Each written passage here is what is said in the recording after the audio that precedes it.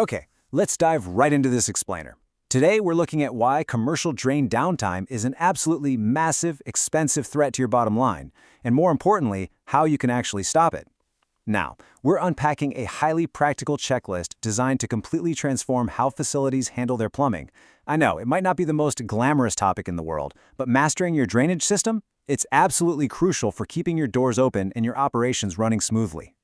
There's an old adage that says drain downtime is one of those building problems that rarely stays small. And wow, does that perfectly set the stakes here. We aren't just talking about a few leaky pipes, we are talking about keeping your business open and avoiding some incredibly costly emergencies. Because when a drain fails in a commercial setting, it escalates so fast. Suddenly you're dealing with health code violations, angry tenants, and a direct hit to your revenue. So to fix this, we're going to use a simple before, during, and after framework. We'll cover the hidden costs of downtime, how to assess, map, and schedule your system, controlling and inspecting clogs, understanding traps and vents, creating an emergency response plan, and finally shifting to smarter maintenance with fewer surprises. Let's kick things off with Section 1, the hidden cost of downtime. Think for a second about the chaotic reality of a sudden backup. When lines clog up, the threats are immediate, right? Bathrooms go completely out of commission. Foul odors start driving your customers away, and water damage can literally destroy your property. But honestly, the worst part? It's having to make those premium-priced emergency plumber calls in the middle of a super busy shift, all because of mismanaged cleaning. Moving on to Section 2, assess, map, and schedule. Look, you have to understand what you actually have in your building. So step 1 is mapping out high-risk areas. We're talking kitchens, wash bays, loading docks. You need to clarify any shared tenant drains and thoroughly document who is responsible for inspections. Then, for step 2, you need to establish baseline cleaning frequencies long before any symptoms even appear. Seriously, you do not want to wait for a slow-flowing sink to trigger your maintenance routine. You've got to track your findings because specific changes in your business are major triggers that absolutely require you to adjust your maintenance schedule. Think about it. If you add new menu items, do some facility renovations, or bring in expanded equipment like commercial dishwashers or garbage disposals, you are fundamentally changing the load on your drains. Even things like seasonal demand changes or recent repairs mean you have to bump up those inspection frequencies. Patterns really do matter. All right, Section 3, control, clean, and inspect. To build an active defense, you need to control the primary drivers of clogs.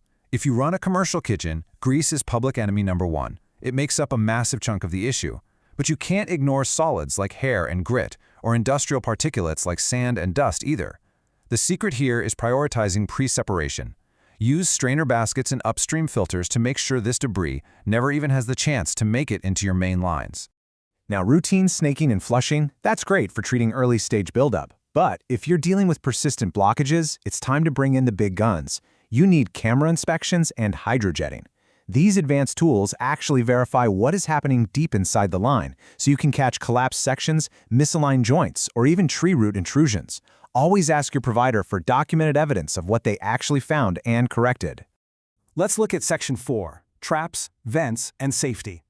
So those obvious backups we just talked about, they are often just the final symptom of hardware failures happening somewhere else. We call this a secondary failure. For example, a really foul odor might just indicate a dry trap or an airflow problem, not necessarily a clog.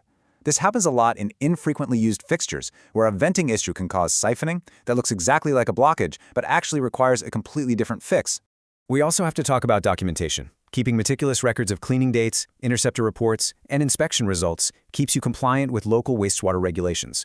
Plus, clear documentation really helps reduce disputes in tenant agreements. And crucially, you have to build safety right into this workflow. Ensure that strict safety practices, like confined space protocols and lockout-tagout procedures, are being followed to the letter by both your staff and your contractors. Next up is Section 5, the emergency response plan. Even with perfect maintenance, unexpected things happen. Your staff needs a simple, easy-to-follow playbook for abnormal events so they can quickly mitigate the issue. Step 1, immediately limit usage of the affected fixtures. Step 2, shut off any related equipment so you don't just keep pumping water into a blocked pipe. And Step 3, contact your preferred drain contractor. The goal here is for your team to quickly isolate the area while the contractor investigates the root cause, rather than just panicking and watching the water rise.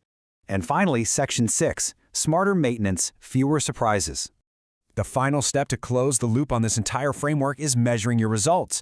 If camera inspections keep revealing debris in the exact same spot, well, you have to adjust your practices to avoid those repeat emergency calls.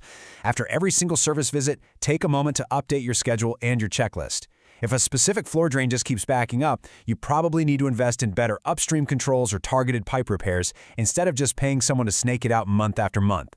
The overarching goal here isn't just doing more maintenance. By combining these proactive steps with rock-solid documentation, you achieve a system of smarter maintenance. You get fewer nasty surprises, incredibly fast restoration times when things do go wrong, and a massive improvement in reliability across your entire drainage network. As we wrap up this explainer, I want to leave you with one final critical question to chew on. Ask yourself, is your current maintenance program just reacting to symptoms, or are you actually preventing the root cause?